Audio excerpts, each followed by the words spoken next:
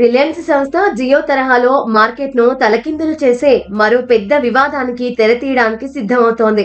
భవిష్యత్తు రోగాలను ముందే గుర్తించే 10,000 రూపాయల విలువైన వైద్య పరీక్షను ఏకంగా 1,000 రూపాయలకే ఇవ్వాలని యోచిస్తోంది.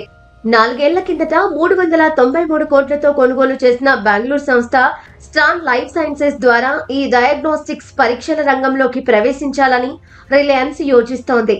ఈ సంస్థ వైద్య పరీక్షలకు జినోమిక్ సైన్స్ ను ఉపయోగిస్తోంది.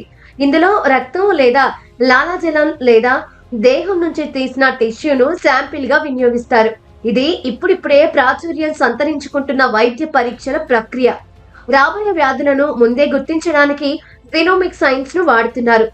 క్యాన్సర్ వచ్చిన వాళ్లకు అది ఏ స్థాయి వరకు దారి తీయొచ్చో కూడా చెప్పే విధంగా ఈ సైన్స్ అభివృద్ధి చెందుతోంది.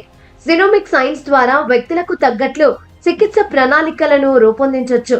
వ్యక్తి జన్యువులు, క్రోమోజోమ్ల ఆధారంగా భవిష్యత్తులో ఎదురయ్యే సమస్యలు, వాటిని అధిగమించే మార్గాలను రూపొందించొచ్చు. చౌక పరీక్షల ద్వారా సమాజం మీద తమదైన ముద్ర వేయాలని భావిస్తున్నామని రిలయన్స్ సంస్థ ప్రతినిధులు తెలిపారు. అన్ని సామాజిక వర్గాలకు ధరలు అందుబాటులో ఉండాలన్న అంశంపై ముఖేష్ అంబానీ పట్టుదలగా ఉన్నారని, అందుకే ప్రాజెక్టు ఆవిష్కరణకు టైం లైన్ పెట్టుకోలేదని వివరించారు. ప్రస్తుతం క్యాన్సర్ ను ముందే గుర్తించే పరీక్ష విలువ 10,000 రూపాయలు ఉందని, దాన్ని 1,000 రూపాయలకు తీసుకొస్తామని స్టాన్ లైఫ్ సైన్సెస్ ఒక ప్రకటనలో తెలిపింది.